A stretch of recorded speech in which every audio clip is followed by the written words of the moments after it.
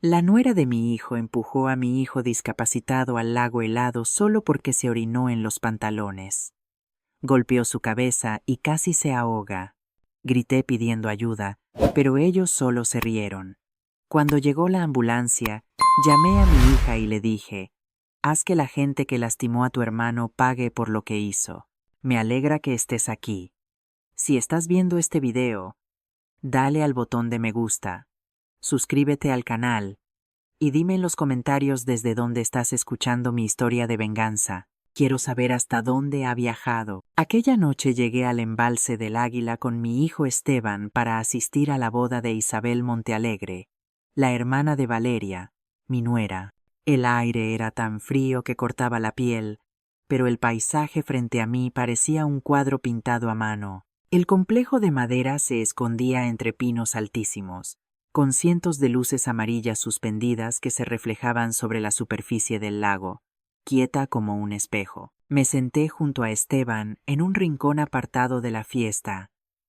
Él llevaba un traje hecho a medida y seguía siendo tan guapo como siempre, pero sus piernas inmóviles en la silla de ruedas me apretaban el corazón. Esteban sonreía, intentando parecer alegre, pero yo sabía que estaba haciendo un gran esfuerzo para mantener esa fachada. En el escenario, don Lorenzo, el padre de Valeria, hablaba con voz potente, lleno de orgullo, relatando los logros de la familia Montealegre, los grandes negocios, las conexiones poderosas. Valeria estaba a su lado con una sonrisa perfecta, ensayada hasta el último detalle.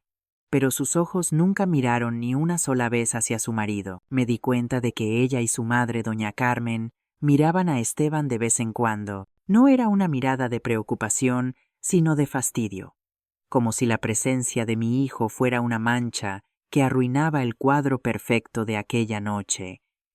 La fiesta continuaba con música suave y risas animadas. Yo le estaba contando a Esteban una anécdota antigua, tratando de distraerlo, cuando de repente se inclinó hacia mí con voz temblorosa y llena de pánico. «Mamá, no puedo controlarlo», susurró. Miré hacia abajo y vi una mancha oscura extendiéndose por sus pantalones beige. Un leve olor a orina comenzó a notarse, casi imperceptible, pero en aquel ambiente elegante fue como una alarma que resonó en mi cabeza. Sentí un nudo en el pecho. «Está bien, hijo», le susurré, tratando de mantener la calma. «Vamos al baño. Lo arreglaremos rápido». Pero ya era demasiado tarde. Algunos invitados fruncieron el ceño. Uno incluso se tapó la nariz y murmuró algo a su acompañante. Sentí las miradas curiosas y juzgadoras como cuchillos invisibles que nos clavaban a mí y a mi hijo. En ese momento apareció Valeria. Su rostro estaba enrojecido, no de preocupación, sino de ira y vergüenza. Se acercó con pasos rápidos, sin decir palabra, mirando fijamente el pequeño charco bajo los pies de Esteban. Sus ojos eran fríos, como si mi hijo hubiera cometido un pecado imperdonable. «Me estás poniendo en ridículo», susurró entre dientes, con voz lo suficientemente baja para que solo nosotros la oyéramos. «Todo el mundo está mirando». Me quedé helada, incapaz de creer lo que estaba escuchando. Esta era la mujer que Esteban amaba, por quien había sacrificado tanto. Todo sucedió demasiado rápido. Antes de que pudiera reaccionar, Valeria agarró las manijas de la silla de ruedas y empujó con fuerza, con una determinación feroz hacia el borde del lago. El tiempo pareció detenerse. Vi la silla inclinarse, perdiendo el equilibrio en el terreno inclinado. Esteban intentó agarrarse, pero el impulso era demasiado fuerte. La silla se volcó, y el cuerpo frágil de mi hijo salió volando. Rodó por el suelo y se estrelló contra el agua oscura y helada del lago. El chapoteo resonó en mi cabeza como una explosión. Un silencio mortal envolvió la fiesta, como si el mundo entero estuviera conteniendo la respiración.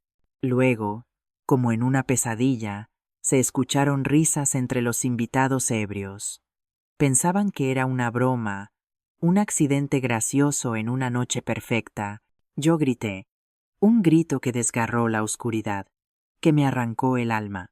¡Socorro! ¡Socorro! Mi hijo. Las lágrimas me cegaban. Ya no podía controlar nada. Miré hacia la familia Montealegre, buscando un poco de humanidad, pero don Lorenzo simplemente se quedó quieto, paralizado, y su esposa se tapó la boca, no de angustia, sino para ocultar su vergüenza. Nadie se movió. Los demás invitados miraban. Algunos incluso grababan con sus teléfonos como si fuera una escena de un espectáculo. De repente, una silueta salió corriendo de la oscuridad. Era don Ernesto, el guarda del lago, con su viejo uniforme del complejo. No dudó ni un segundo. Se quitó la chaqueta y se lanzó al agua. Contuve la respiración, mi mirada fija en la superficie. Segundos después, emergió, arrastrando el cuerpo sin vida de Esteban. Luchó con todas sus fuerzas para traerlo a la orilla, paso a paso, en aquella agua helada. Corrí hacia ellos y me arrodillé junto a mi hijo. Su piel estaba blanca como la cera, sus labios morados, su cuerpo temblando. Lo abracé, llamé su nombre, las lágrimas cayendo sobre su rostro. Esteban, hijo, despierta, por favor. Con manos temblorosas, saqué mi teléfono y marqué el número de emergencias. Apenas podía hablar de la desesperación. Mientras intentaba explicarle al operador, don Ernesto se arrodilló a mi lado, me tomó del brazo. Su rostro estaba pálido, no solo por el frío. Tartamudeó con voz temblorosa. Señora, allá abajo, cuando me sumergí, vi, pero no llegué a escucharlo. La sirena de la ambulancia sonó a lo lejos, cortando sus palabras. Aparté su mano y grité al teléfono. Ya vienen. Por favor. Dense prisa. Los paramédicos colocaron rápidamente a Esteban en la camilla. Solo logré mirar hacia atrás, hacia don Ernesto.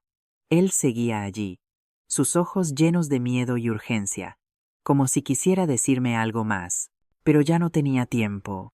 Subí dentro de la ambulancia. La puerta se cerró de golpe, dejando atrás el caos de la fiesta. El sonido del monitor cardíaco hacía bip bip constantemente en la habitación, como un débil latido de vida.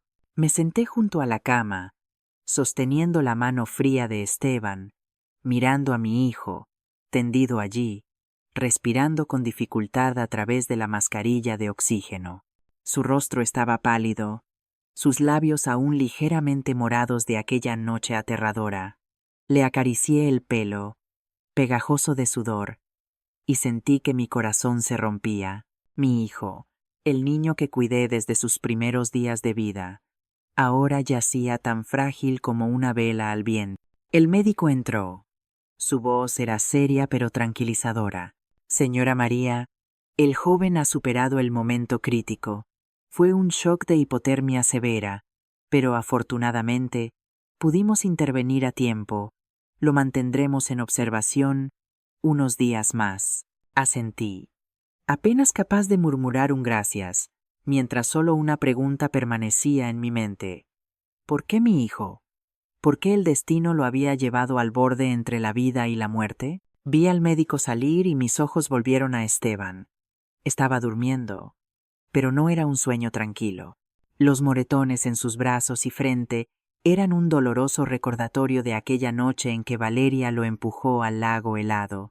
Me quedé allí, inmóvil, dejando que los recuerdos regresaran como una vieja película, rebobinándose lentamente en mi cabeza. Volví a ver a Roberto, mi marido, en la última mañana antes de que desapareciera para siempre.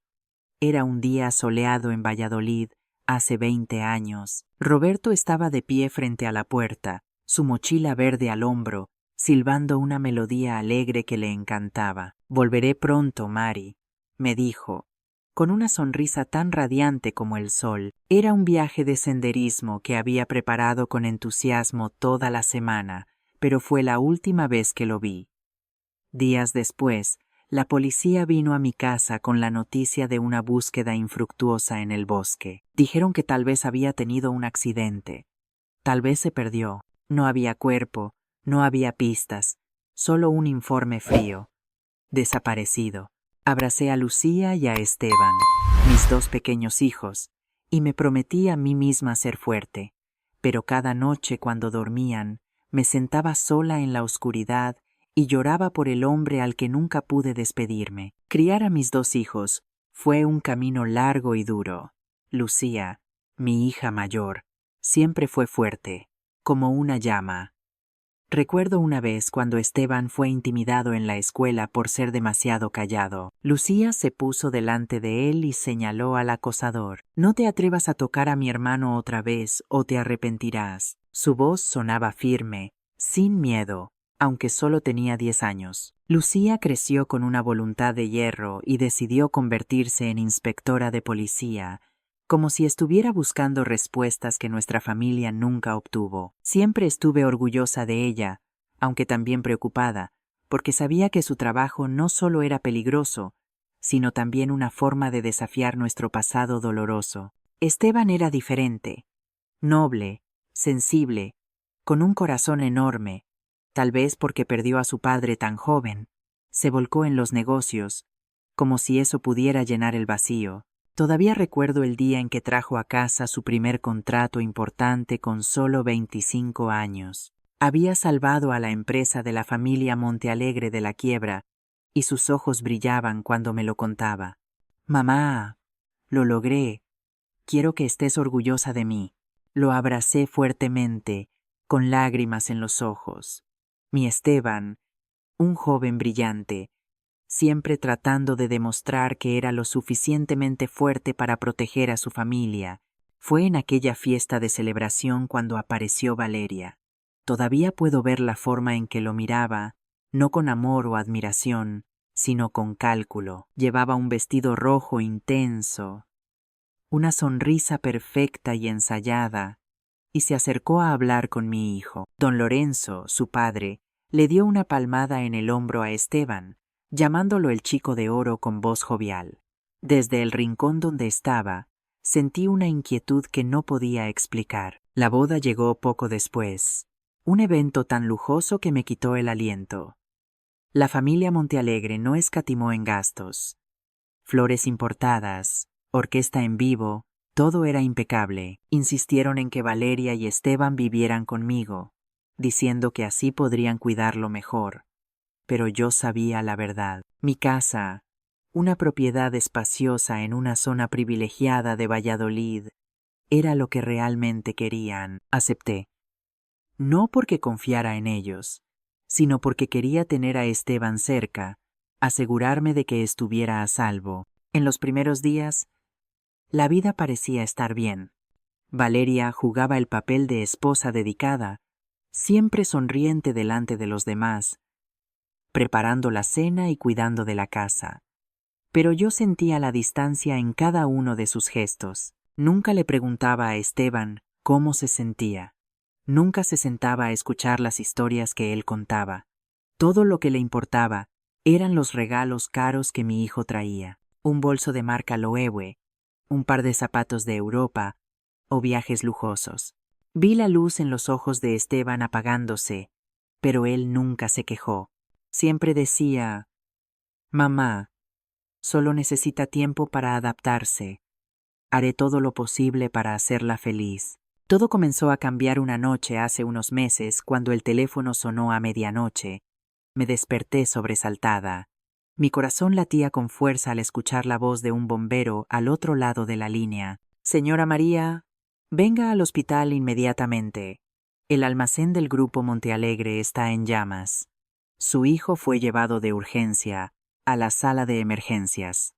No pensé en nada más. Me puse el abrigo y salí corriendo de la casa, mi cabeza llena de imágenes aterradoras. Esteban, mi hijo, el hombre que siempre ponía la seguridad de los demás antes que la suya, estaba pagando un precio muy alto otra vez. Cuando llegué al hospital, la escena que vi me dejó sin aliento.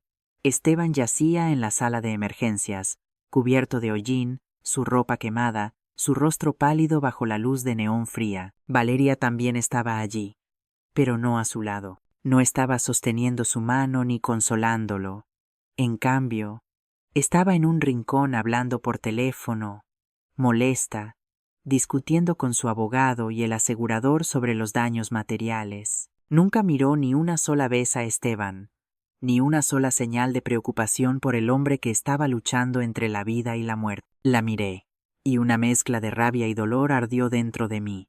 Esta era la mujer que mi hijo había elegido amar, por quien había sacrificado todo. El médico me llamó aparte. Su voz era seria y cautelosa. Explicó que mientras intentaba rescatar a un trabajador atrapado en el incendio, una viga de acero cayó del techo y aplastó la espalda de Esteban. Los términos médicos me marearon, pero entendí una frase con absoluta claridad. Su columna vertebral sufrió daños graves que afectaron la médula espinal. Podrá caminar, pero la conexión nerviosa con la vejiga está permanentemente dañada. No podrá controlar la micción. Sentí que el mundo se derrumbaba. Lo miré, queriendo preguntar si estaba equivocado, queriendo gritar que mi hijo no merecía esto, pero solo asentí mientras las lágrimas caían en silencio. Desde entonces, la vida en mi casa cambió por completo. Valeria, frente a la prensa y los socios comerciales, continuó jugando el papel de esposa ejemplar, apareciendo en entrevistas con una sonrisa perfecta, hablando de cómo hacía todo lo posible para cuidar a su marido. Pero cuando la puerta se cerraba, esa máscara caía, revelando a una persona completamente diferente. Se mudó a la habitación de invitados, diciendo que necesitaba un espacio tranquilo para dormir. La vi llenar la casa con docenas de ambientadores, que colocaba en cada rincón, quejándose del olor a hospital que, según ella, impregnaba el aire. Su crueldad comenzó a mostrarse cada vez más. Una vez, mientras yo ayudaba a Esteban a cambiarse de ropa, ella pasó por el pasillo, nos miró y dijo fríamente: «¿Por qué no puedes intentarlo un poco más?». Su voz cortaba como un cuchillo, sin un rastro de compasión. Vi las manos de Esteban temblar, sus ojos bajaron al suelo, y él solo asintió en silencio, como si pidiera perdón. Una noche, Esteban intentó hacerla feliz. Colocó un gran ramo de rosas en la mesa del comedor, eligiendo cuidadosamente cada flor para celebrar su aniversario. Lo vi sentado allí con una chispa de esperanza en sus ojos, como si una sola sonrisa de Valeria fuera suficiente para aliviar su dolor. Pero cuando ella llegó, apenas miró las flores, y sin decir palabra, las tiró a la basura. «Odio las rosas», dijo con voz fría, aunque yo sabía que alguna vez habían sido sus favoritas. Esteban se quedó allí, sus hombros caídos, sus ojos rotos. Yo, desde la cocina, agarré el borde de la mesa, conteniendo las lágrimas para no correr y abrazarlo. Valeria comenzó a mostrar su desprecio sin disimulo. Cada vez que sus amigas venían, buscaba una excusa para mantener a Esteban en su habitación, como si fuera algo de lo que avergonzarse. Un día, escuché por casualidad una llamada que tenía con una amiga. «Estoy agotada», dijo con tono de cansancio. «Siento que mi vida está atrapada con una carga. No sé cuánto más puedo soportar». Me quedé detrás de la puerta, mi corazón destrozado. Esteban, mi hijo, el hombre que la amaba con todo su ser, ahora era llamado una carga. El punto más doloroso llegó una noche que nunca olvidaré. Esteban, con las manos aún temblando por las secuelas del accidente, dejó caer accidentalmente un vaso al suelo. El sonido del vidrio rompiéndose llenó el silencio de la casa. Valeria se levantó de repente, furiosa, su rostro enrojecido. «Me estás avergonzando», gritó, su voz aguda y llena de desprecio. «¿Por qué tengo que vivir con una persona inútil como tú?». No pude soportarlo más. Salí de la cocina, mi voz tembló de ira. «Valeria, ¿cómo puedes hablarle así a tu marido? Mi hijo no es inútil». Se volvió hacia mí con una mirada desafiante, sin un rastro de remordimiento. «Este es un asunto entre mi marido y yo», dijo, su voz fría como el hielo. «No se meta, suegra». Esteban tomó mi mano, su voz débil. «Mamá, no la culpes. El trabajo ha sido muy estresante últimamente. Está cansada. Lo miré y vi sus ojos enrojecidos, y sentí como si mi corazón estuviera siendo arrancado. Él siempre la justificaba, siempre buscaba una razón para excusar sus palabras crueles. Cada noche cuando pasaba por su habitación, escuchaba sus suspiros pesados.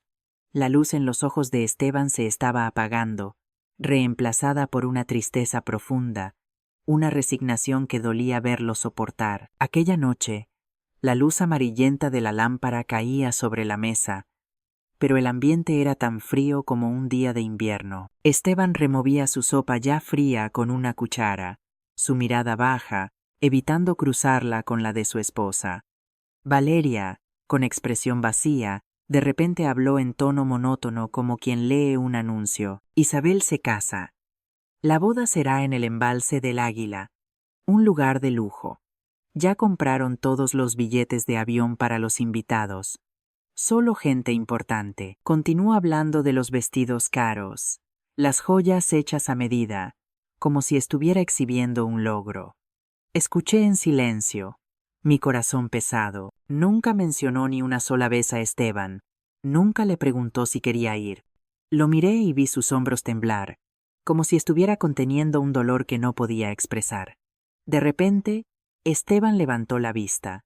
Su voz era baja, pero llena de esperanza. Entonces iremos juntos, ¿verdad? Vi sus ojos iluminarse, como si solo un sí de Valeria disipara toda la oscuridad. Pero ella soltó una pequeña risa fría, sin el menor rastro de ternura. Por supuesto que no, dijo con calma, como si hablara del tiempo. ¿Has pensado en lo que dirá la gente si te ven así? Enfatizó la palabra así, como si hablara de un objeto defectuoso. Vi los hombros de Esteban hundirse. Su mano apretó el tenedor, pero no dijo nada más. Solo movió la comida en el plato en silencio. En los días siguientes, noté que Valeria estaba más tensa. Cerraba la puerta de su habitación y hablaba por teléfono en voz baja y apresurada. Una tarde, mientras pasaba por su habitación para llevar ropa limpia a Esteban, escuché su conversación con su madre, doña Carmen. La voz de la mujer era aguda, autoritaria. Tienes que traerlo, Valeria. ¿Entiendes? Si Esteban no aparece, los socios no enviarán los regalos. La boda de Isabel necesita ese dinero.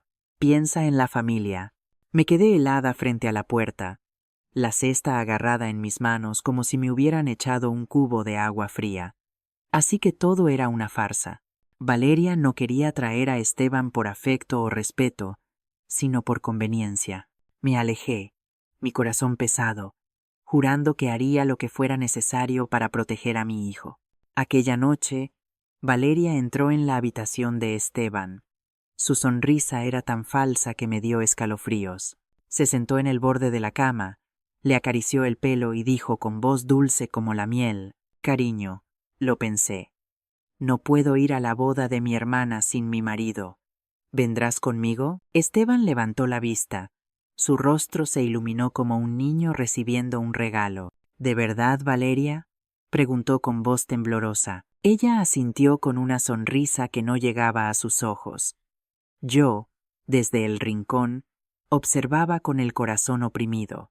Esteban, con su alma noble, creía en su arrepentimiento. Pero yo conocía la verdad, y mi instinto de madre gritaba que algo terrible estaba a punto de suceder. Decidí ir con ellos. Cuando les dije que quería descansar y tomar un poco de aire fresco en el embalse del Águila, Valeria levantó una ceja, mostrando ligera molestia, pero no protestó. Esteban sonrió, tomó mi mano y dijo: «Me alegra que vengas, mamá». Asentí, tratando de ocultar mi inquietud. Antes del viaje, empaqué discretamente una bolsa para Esteban, ropa limpia, toallas y cosas que podría necesitar debido a su condición. No sabía por qué lo hacía, solo sentía que tenía que estar preparada para lo peor. El viaje al embalse del Águila fue largo y sofocante.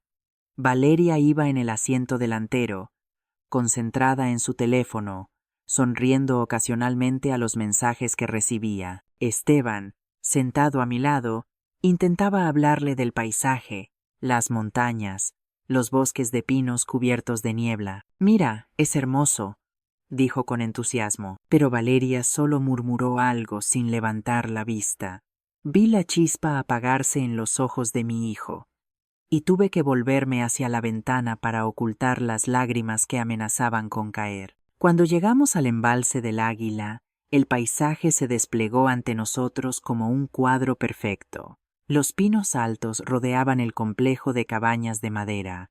Cientos de luces amarillas brillaban bajo el atardecer, y la superficie del lago, tranquila como un espejo, reflejaba los últimos rayos del sol.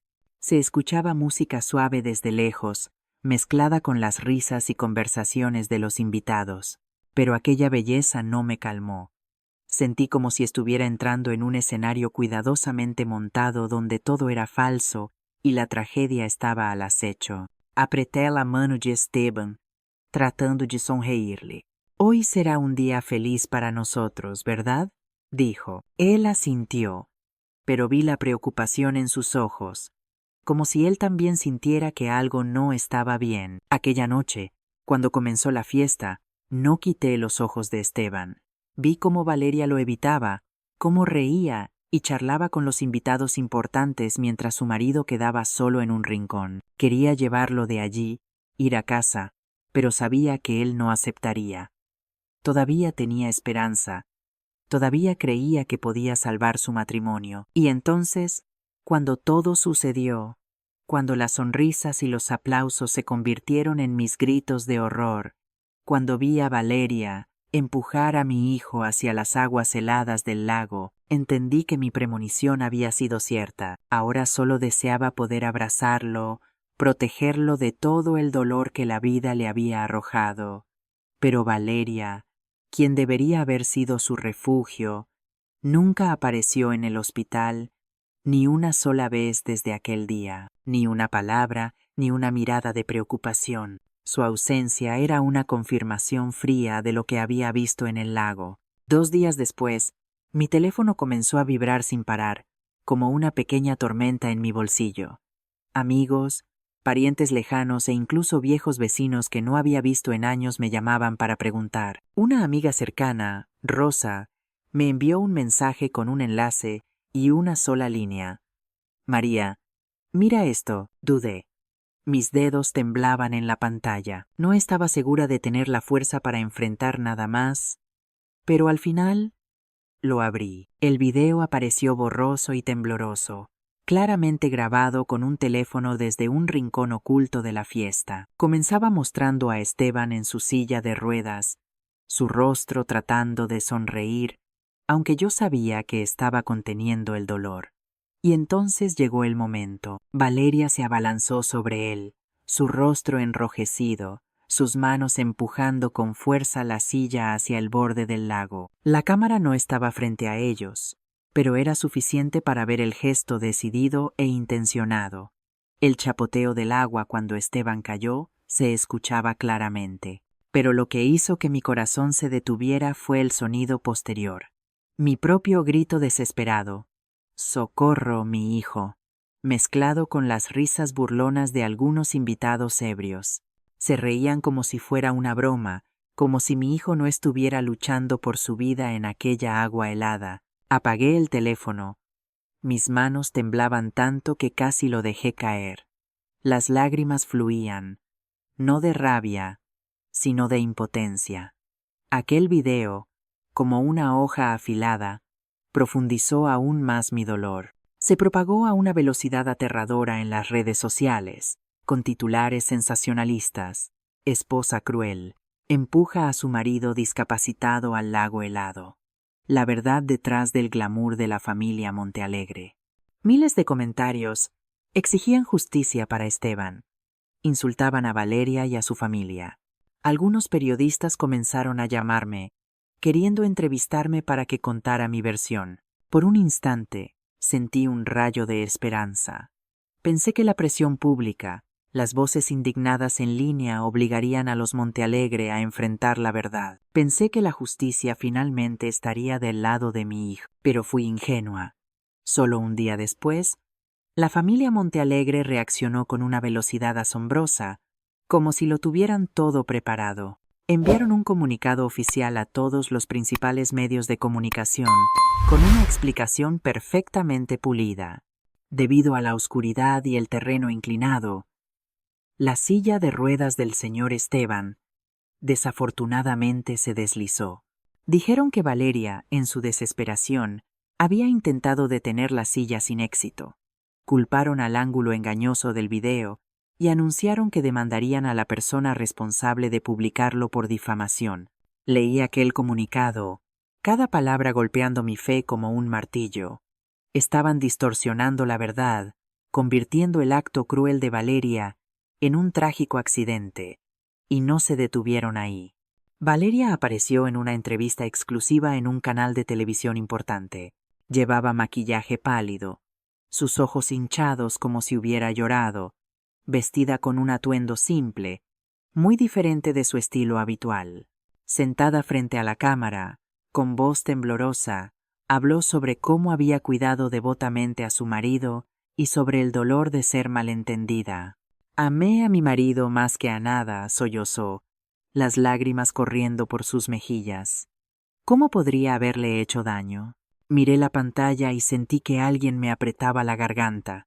Cada palabra que decía era una mentira descarada, pero la forma en que lo decía, la forma en que lloraba, me heló la sangre. Era demasiado perfecto, demasiado convincente. El efecto de aquella farsa fue aterradora. La opinión pública comenzó a cambiar.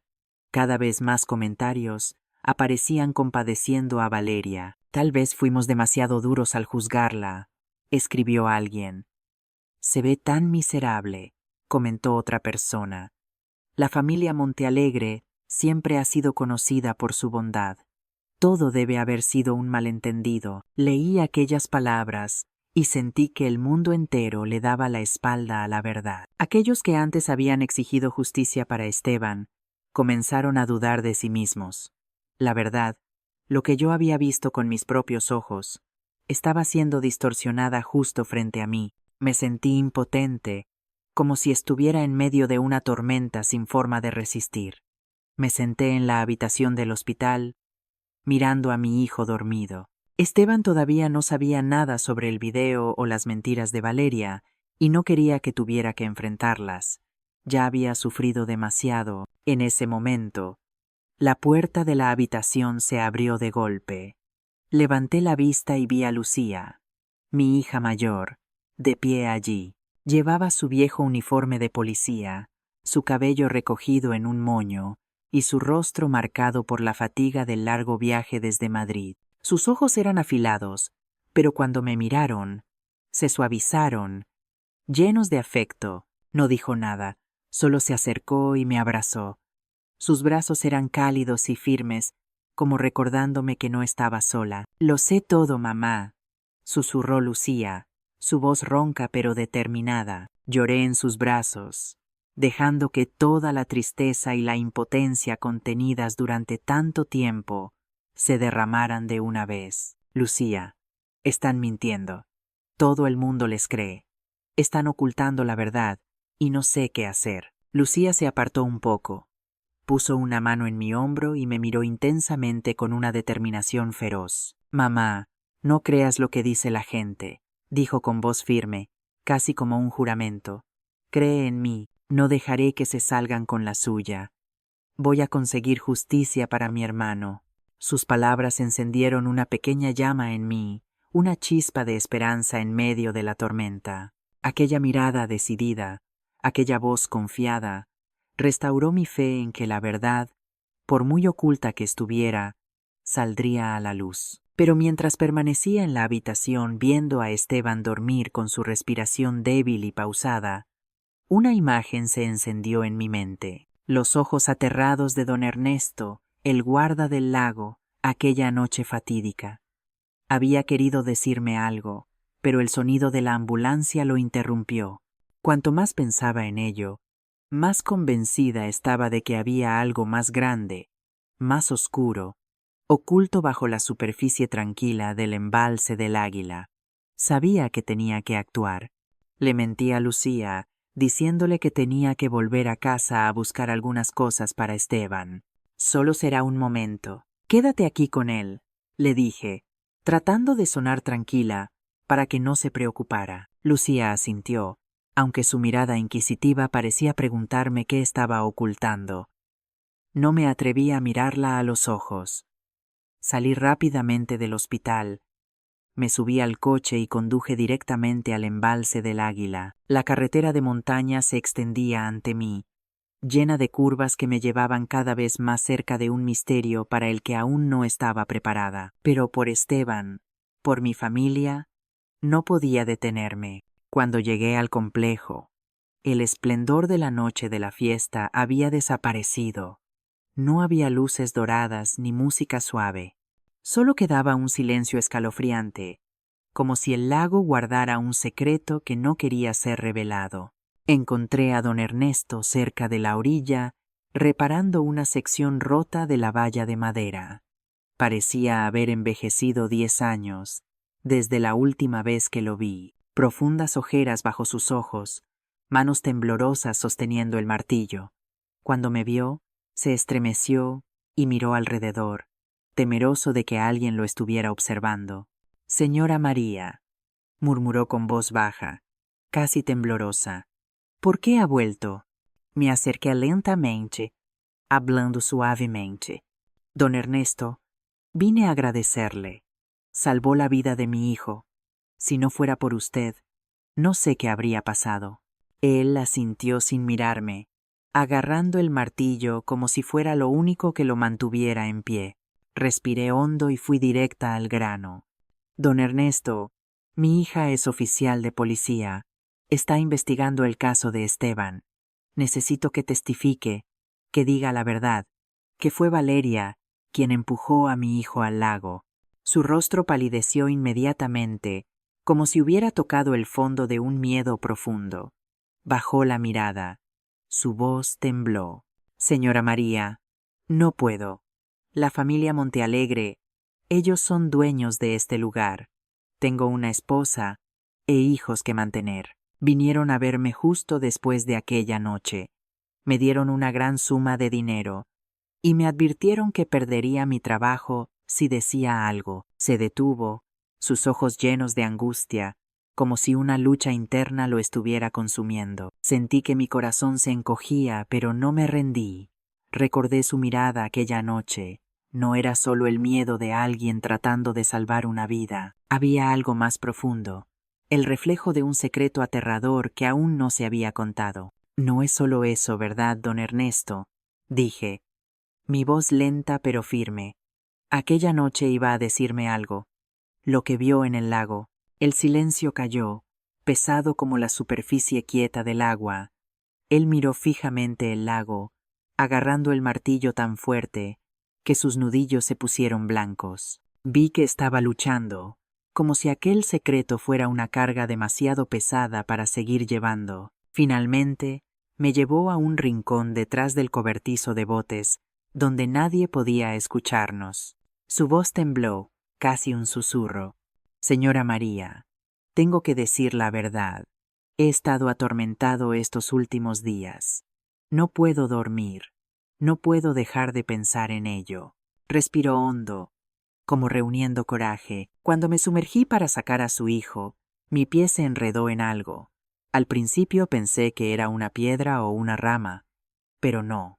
Metí la mano en el agua turbia y helada, y toqué huesos, un pecho y un cráneo. Su voz se desvaneció, como si temiera sus propias palabras. Contuve la respiración. Un escalofrío recorrió mi columna vertebral.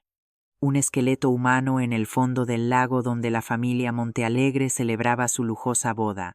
Eso no podía ser una coincidencia. Él continuó, su mirada llena de angustia. Pensé en llamar a la policía de inmediato. Pero ese día, usted se fue corriendo al hospital con el joven Esteban. Y luego llegaron los Montealegre.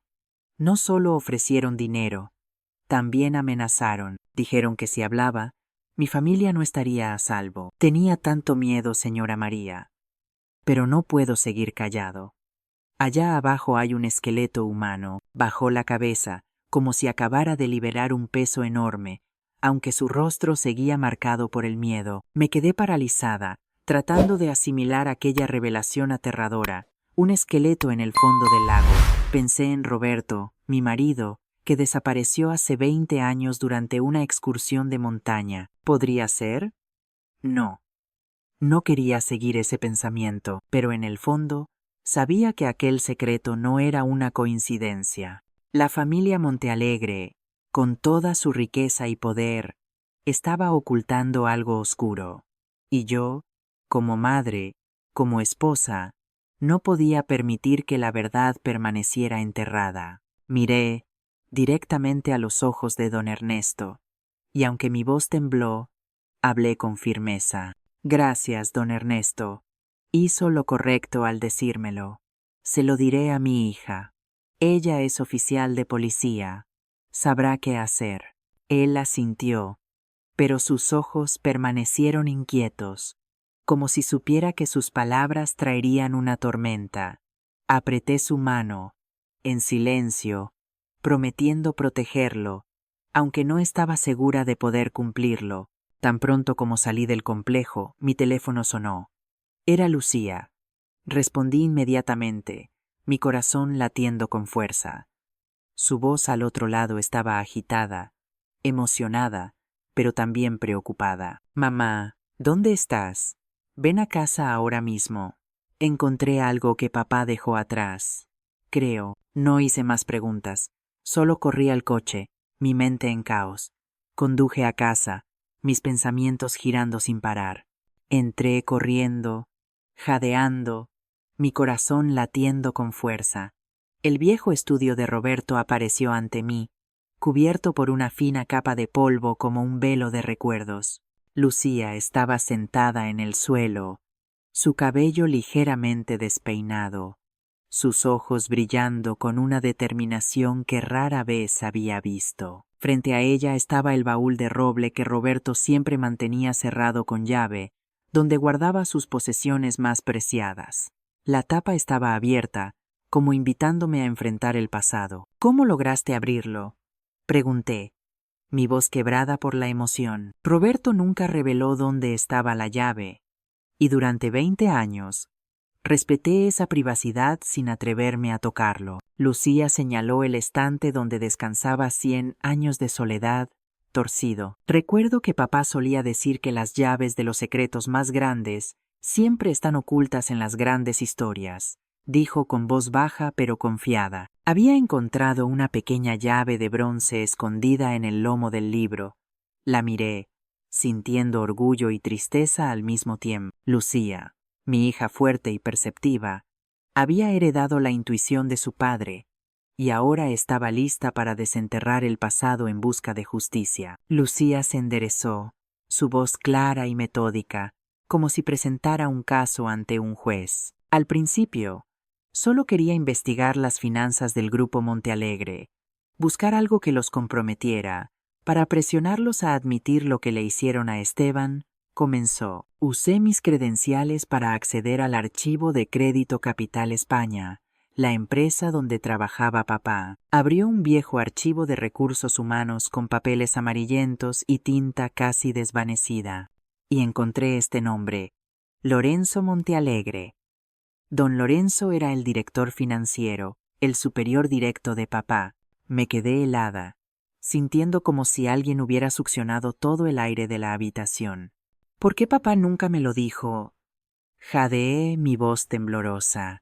Lucía me miró con una expresión dulce pero firme. Tal vez porque no quería preocuparte, dijo, pero lo sospechoso es que los registros indican que don Lorenzo solicitó una licencia repentina solo 3 semanas después de la desaparición de papá, alegando problemas de salud familiar. Años después, usó una enorme suma de dinero de origen desconocido para comprar una subsidiaria en quiebra del mismo Crédito Capital. Esa fue la fundación del actual Grupo Montealegre. Sentí mi corazón latir con fuerza, como si las piezas del pasado comenzaran a encajar, pero eran tan afiladas que tenía miedo solo de pensar en ello. Lucía volvió al baúl de madera y sacó cuidadosamente los objetos del interior. Siempre había pensado que contenía fotos, cartas de amor o recuerdos de Roberto y yo, pero no. Dentro había carpetas cuidadosamente organizadas, como si Roberto las hubiera preparado para el día en que la verdad saliera a la luz. Mi hija sacó un cuaderno de cuero gastado con la familiar caligrafía de Roberto. No era un diario, sino notas de investigación, números, diagramas de flujos de dinero y nombres abreviados. Lucía señaló uno de los nombres rodeado muchas veces. L.M. Lorenzo Montealegre. Un escalofrío recorrió mi columna vertebral, como si Roberto me estuviera hablando desde aquellas páginas. Papá descubrió un esquema de malversación y lavado de dinero a gran escala dentro de la empresa, explicó Lucía con voz seria. Lo escribió todo, las transacciones, las cuentas bancarias en el extranjero y los planes de adquisición encubiertos. Todo apunta a don Lorenzo. Mi hija pasó más páginas, mostrándome extractos bancarios, cifras y firmas cuidadosamente registradas como una acusación innegable. Las miré, mi corazón apretado. Roberto, mi marido amable y tranquilo, no solo estaba trabajando para mantenernos, enfrentó un poder oscuro que ninguno de nosotros conocía. Entonces Lucía sacó cuidadosamente un papel doblado en 4, amarillento por el tiempo, metido entre las últimas páginas del cuaderno. Lo desdobló delicadamente, como si temiera dañar algo sagrado. Era la caligrafía apresurada pero firme de Roberto. 14 de marzo. L.M. acaba de invitarme a una excursión de montaña para hablar en privado. No sabe que ya tengo todas las pruebas. Voy a intentar convencerlo de que se entregue. Si algo me pasa, Montealegre es el responsable. Leí aquellas líneas y las lágrimas fluyeron incontrolablemente. La habitación se volvió fría, como si el espíritu de Roberto estuviera allí, observándonos, esperando justicia. Lucía y yo nos miramos, sin hablar durante mucho tiempo. Durante 20 años, creí que mi marido había muerto en un accidente en el bosque. Lloré, recé, traté de aceptar que la naturaleza salvaje me lo había arrebatado. Pero no, Roberto no se perdió. Fue allí para confrontar a un hombre peligroso, esperando proteger la verdad, y pagó con su vida. 2 días después, mientras todavía intentábamos conectar las pruebas, el timbre de la puerta sonó agudo en el silencio de la noche. Me sobresalté. Mi corazón latió con fuerza. Lucía, sentada frente a mí con una pila de documentos, se levantó y miró por la mirilla. «Es Isabel Montealegre», dijo con voz tensa, frunciendo el ceño. Me quedé quieta. ¿Qué estaba haciendo Isabel, la hermana de Valeria, en nuestra puerta? Un sentimiento de inquietud me invadió, mezclado con curiosidad. Lucía me miró, esperando mi decisión. Respiré hondo y asentí. «Abre la puerta, cariño». La puerta se abrió, y allí estaba Isabel, pequeña y frágil, bajo la luz amarillenta del pasillo. No llevaba maquillaje, su cabello estaba descuidadamente recogido, y llevaba un abrigo simple, muy diferente de la imagen glamurosa de su hermana. Sus ojos estaban rojos, como si hubiera estado llorando, y sus manos temblaban mientras sostenía su bolso. «Señora María, señora Lucía», tartamudeó, su voz apenas audible. «Siento venir sin avisar. No puedo más. He visto todo. Valeria empujó a Esteban a propósito. Las mentiras de mi familia me están volviendo loca. Quiero testificar», continuó, su voz temblorosa pero determinada. «Y tengo esto». Explicó que el equipo de filmación de la boda había grabado todo desde otro ángulo, mucho más claro que el video viral. Había convencido a uno de los camarógrafos para que le diera una copia original, y ahora había venido a entregárnosla. Sus palabras fueron como un rayo de luz en la oscuridad, pero aún no podía confiar completamente en ella. La familia Montealegre me había enseñado que nada es como parece. «Pasa, Isabel», dijo Lucía con tono sereno pero frío, como una inspectora de policía. La invité a sentarse en el sofá, aunque el aire estaba cargado de tensión. Isabel, temblando, puso su bolso en la mesa de café, tratando de sacar su teléfono para mostrarnos el video, pero por el nerviosismo, sus manos fallaron y el bolso cayó al suelo. Todo su contenido se esparció. Un lápiz labial, un manojo de llaves, una billetera y un objeto metálico brillante rodó hasta detenerse justo a mis pies. Me agaché, mi corazón latiendo con fuerza al darme cuenta de que era un simple anillo de boda de plata. Dentro, la inscripción delicadamente grabada era claramente visible: Roberto y María. Mi respiración se cortó, como si el mundo de repente dejara de moverse. Mis manos temblaron al recoger el anillo. El metal frío se extendió por todo mi cuerpo. Esto, susurré, mi voz quebrada. ¿Por qué lo tienes? Isabel miró el anillo. Su rostro pasó de la sorpresa al horror, como si ella misma no entendiera lo que estaba pasando. Yo, tartamudeó, sus ojos llenos de lágrimas. No sabía que era suyo. Yo, lo encontré cuando era niña. Tenía apenas 9 años. Cerró los ojos, tratando de recordar, su voz temblorosa como si se hundiera en sus propios recuerdos. Ese día, mi papá dijo que me llevaría de acampada a un lugar muy hermoso. Fue con otro hombre, un tío muy amable. No recuerdo bien su rostro, pero contaba historias y se reía mucho. Apreté el anillo con fuerza, sintiendo que mi corazón se contraía. Isabel continuó, su voz cada vez más baja. Recuerdo que el embalse del Águila era muy salvaje entonces, nada como el complejo ahora. Mi papá y el tío montaron la tienda cerca de la orilla. Esa noche, los vi salir a hablar cerca de una roca grande. El tío dejó el anillo sobre la piedra. Lo recogí y pensé que se lo devolvería al día siguiente. Pensé que era bonito, así que lo guardé en mi bolsillo. Las lágrimas comenzaron a correr por sus mejillas, pero a la mañana siguiente, solo mi papá volvió a la tienda. Tenía prisa, empacando todo, y dijo que su amigo se había ido temprano. Le pregunté por él, pero se enojó, y me dijo que me callara. Guardé el anillo todos estos años. Siempre tuve la sensación de que un día volvería a ver al tío para devolvérselo. No sabía que era su marido. Me quedé paralizada. El anillo en mi mano pesaba como una piedra. Todo estaba claro. El hombre que acompañó a don Lorenzo aquella noche era Roberto, mi marido, y el esqueleto que don Ernesto había tocado en el fondo del lago. Se me puso la piel de gallina, incapaz de continuar pensando. Pero la verdad, por muy dolorosa que fuera, ya no podía permanecer enterrada. Miré a Lucía y vi sus ojos rojos pero firmes. No necesitaba decir nada.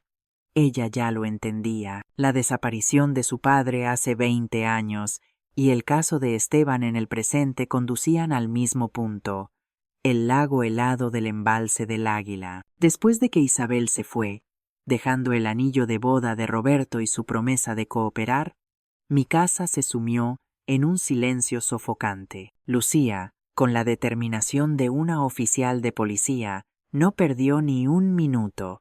Inmediatamente llamó a su superior en Madrid con voz firme pero apresurada. Les informó sobre los nuevos hallazgos relacionados con la desaparición de su padre hace 20 años. Necesitamos una orden urgente de búsqueda y excavación en el embalse del Águila, dijo con una mirada que ardía como fuego. La observé, sintiendo tanto orgullo como tristeza.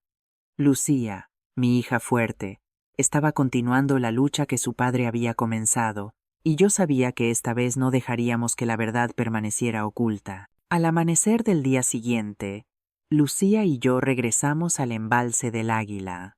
El paisaje idílico que una vez me había asombrado había desaparecido, reemplazado por cinta policial amarilla acordonando toda el área. Un equipo forense y buzos profesionales ya estaban allí, equipados para rastrear el fondo del lago.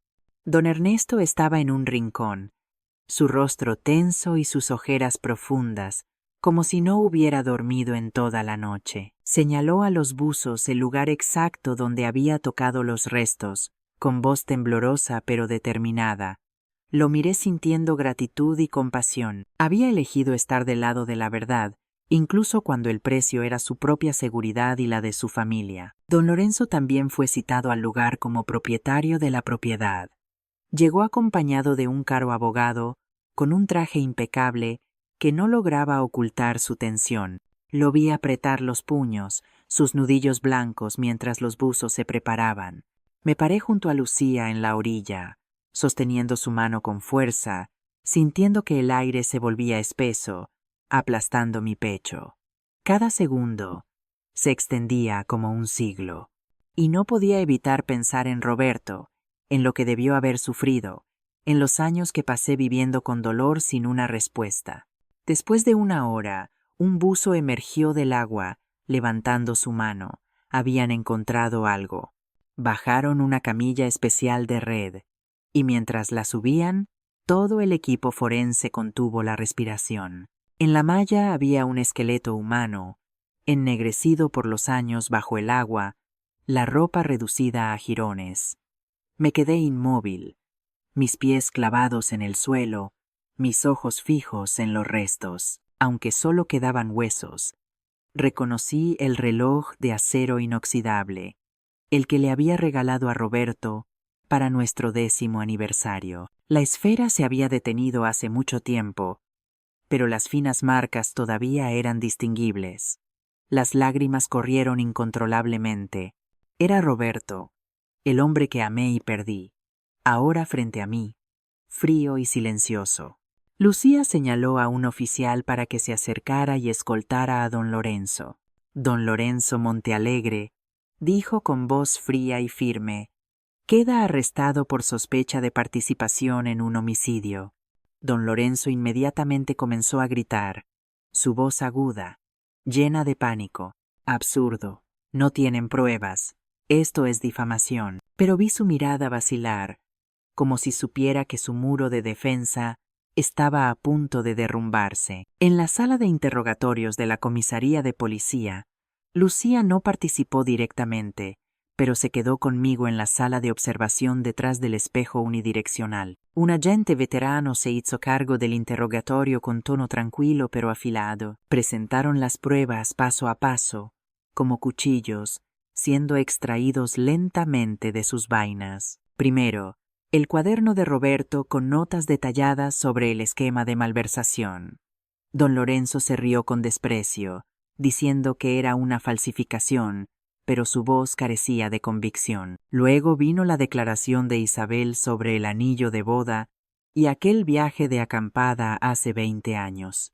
Rugió, llamando a su hija una traidora ingrata, pero su rostro comenzó a palidecer. Después, mostraron el video original de la boda de Isabel, proporcionado por ella misma. El ángulo era frontal, perfectamente claro, y mostraba cómo Valeria empujó fríamente la silla de ruedas de Esteban hacia el lago sin la menor duda. El rostro de don Lorenzo cambió completamente, de ira a pánico. El agente continuó con voz monótona pero llena de peso. «Tenemos una orden de arresto para su hija Valeria Montealegre por intento de homicidio con peligro de muerte. Por este cargo, podría pasar muchos años en prisión». Ese fue el golpe final. Pensar en Valeria, su hija adorada, yendo a la cárcel, rompió completamente las defensas de don Lorenzo. Entró en pánico, sus manos temblando, y comenzó a murmurar incoherentemente: «No fue ella. Valeria no hizo nada», gritó, las lágrimas corriendo por su rostro envejecido. «Solo hizo lo que me vio hacer. Yo soy el responsable». Aquella confesión rompió la represa y dejó salir toda la verdad enterrada. Don Lorenzo relató, con voz entrecortada, que Roberto había descubierto su esquema de malversación y lavado de dinero en crédito capital. Roberto, movido por su integridad, lo había citado en el embalse del Águila para convencerlo de que se entregara. «Era demasiado ingenuo», dijo Montealegre con amargura. «¿De verdad pensó que renunciaría a todo por unas pocas palabras morales? Llevé a Isabel, que todavía era una niña, como distracción. Esa noche, cuando ella ya estaba durmiendo, salí con Roberto a la orilla del lago. Me dio dos opciones: confesar o él iría a la policía. No me dejó otra salida. Relató con voz temblorosa cómo tomó una roca grande y golpeó a Roberto por detrás. Luego hundió el cuerpo de mi marido en el lago, usando más piedras para asegurarse de que nunca saliera a la superficie. Detrás del espejo, escuché cada palabra, sintiendo que mi corazón se rompía. Roberto, mi amado marido, no había muerto en un accidente, sino por su integridad. Mis lágrimas cayeron, pero esta vez no eran solo de dolor, eran de liberación, porque finalmente la verdad había salido a la luz. El caso, que había durado 20 años, finalmente se cerró con la confesión del asesino. El juicio contra la familia Montealegre se convirtió en el centro de atención nacional. Los días de espera del veredicto parecieron interminables, pero cuando la verdad se reveló completamente, sentí alivio, aunque acompañado de un dolor indeleble. Con la confesión de don Lorenzo, los resultados de ADN de los restos, el cuaderno de Roberto y los testimonios de don Ernesto e Isabel, la sentencia llegó rápidamente. Don Lorenzo fue condenado a cadena perpetua por asesinato y ocultación de cadáver. Él, quien una vez estuvo en la cima del poder, ahora bajó la cabeza en la sala del tribunal, sin rastro del brillo de aquel exitoso empresario. Valeria, aunque no estuvo directamente involucrada en la muerte de Roberto, también tuvo que pagar por sus acciones. Fue condenada a varios años de prisión por lesiones intencionales y falso testimonio, además de encubrimiento. La miré en la sala del tribunal. Su rostro, una vez arrogante, ahora estaba pálido y su mirada vacía. No sentí satisfacción, solo una profunda tristeza, no por ella, sino por Esteban, quien la había amado con todo su corazón. El imperio Montealegre, un símbolo de riqueza y éxito, se derrumbó en una sola noche. Las acciones se desplomaron, los socios rompieron contratos y su reputación se desvaneció. Las noticias inundaron los medios y las redes, pero ya no me importaba. Para mí, la justicia no estaba en su caída, sino en el hecho de que mi familia finalmente conocía la verdad, y Roberto, el hombre que amé, fue reivindicado. Esteban, una vez completamente recuperado, regresó a casa con un cambio evidente. Ya no era el joven que intentaba complacer a todos. Una mañana me entregó un sobre, su voz suave pero firme. «Mamá, he solicitado el divorcio. No quiero seguir viviendo con esos recuerdos». Lo miré y vi una nueva luz en sus ojos, una fuerza tranquila, aunque todavía dolida. No mencionó a Valeria ni la culpó. Simplemente decidió pasar la página. Poco después, Esteban comenzó a participar en grupos de apoyo para personas con discapacidad, compartiendo su historia como inspiración. «Mamá, quiero que otros vean que no son inútiles, que pueden tener una vida mejor», me dijo una vez, y lo abracé fuertemente, dejando que las lágrimas cayeran en silencio. Mi hijo, aunque perdió tanto, encontró significado en el dolor. Una tarde, decidí ir al pequeño apartamento que Isabel y su recién casado esposo estaban alquilando. Ella, quien tuvo el coraje de enfrentar a su propia familia, ahora era rechazada por su madre y hermana. Me paré frente a la puerta, con un pequeño ramo de flores en mi mano y mi corazón lleno de sentimientos mezclados. Cuando Isabel abrió, vi que sus ojos estaban hinchados, como si hubiera estado llorando. «Señora María», susurró, su voz ahogada. «Mi mamá y mi hermana me llamaron. Dijeron que soy una traidora, que destruí a mi familia y envié a mi padre a la cárcel». Las lágrimas corrieron por sus mejillas, y ante mí ya no era la hija de una familia poderosa, sino una joven sufriendo el peso de la soledad. No dije nada, solo me acerqué y la abracé. «No destruiste a nadie, Isabel», le murmuré con voz temblorosa. «Salvaste el alma de tu familia.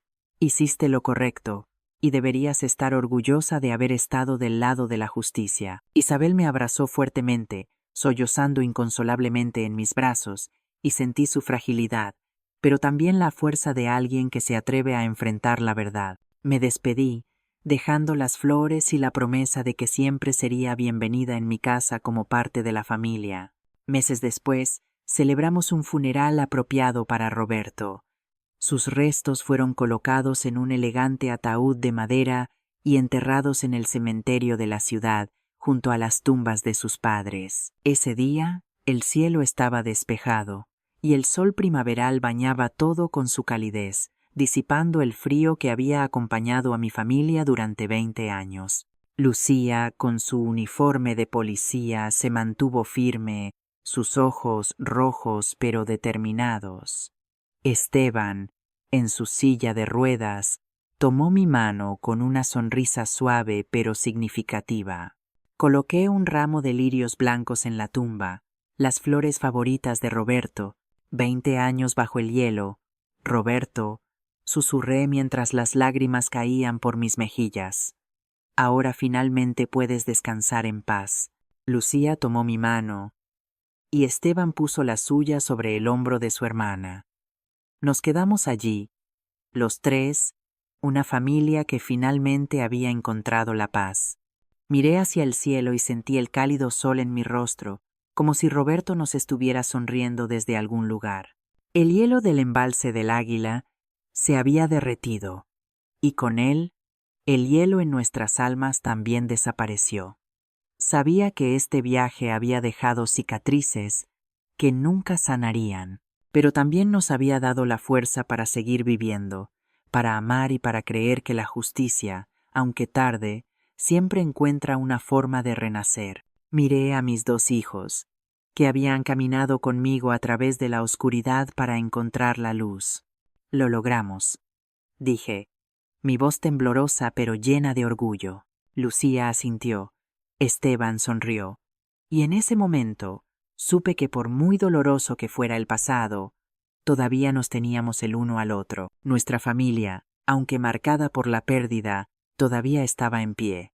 Y eso era lo más importante. Después de todo lo que vivimos, entendí algo. La justicia puede retrasarse, pero nunca desaparece. Solo espera a alguien que tenga el coraje de despertarla. En la oscuridad de las mentiras, la ambición y el poder, la verdad permanece viva, como una pequeña llama que nunca se apaga. Una vez pensé que el perdón era la única forma de encontrar la paz. Pero a veces, solo cuando la verdad sale a la luz, el alma humana puede verdaderamente liberarse. La vida me quitó a mi marido y casi se llevó a mi hijo, pero también me mostró la fuerza del amor de una madre, de la integridad y de la fe en la justicia. La lección que quiero dejarles es esta: nunca se queden callados ante el mal, incluso si está disfrazado de éxito o dinero, porque nuestro silencio es el terreno donde florece el pecado, y solo cuando nos atrevemos a confrontarlo, podemos vivir bajo la luz de la verdad. La historia que acaban de escuchar ha cambiado los nombres y ubicaciones para proteger la identidad de los involucrados. La contamos no para juzgar, sino con la esperanza de que alguien la escuche y reflexione. ¿Cuántas madres están sufriendo en silencio dentro de sus propios hogares? Realmente me pregunto, si estuvieras en mi lugar, ¿qué harías? ¿Elegirías el silencio para mantener la paz o tendrías el coraje de enfrentarlo todo para recuperar tu voz? Quiero saber tu opinión porque cada historia puede ser una vela que ilumine el camino para alguien más. Dios siempre bendice, y creo firmemente que el coraje nos llevará a días mejores. Ahora, en la pantalla final, dejaré 2 de las historias más amadas del canal. Estoy segura de que te sorprenderán. Gracias por quedarte conmigo hasta este momento.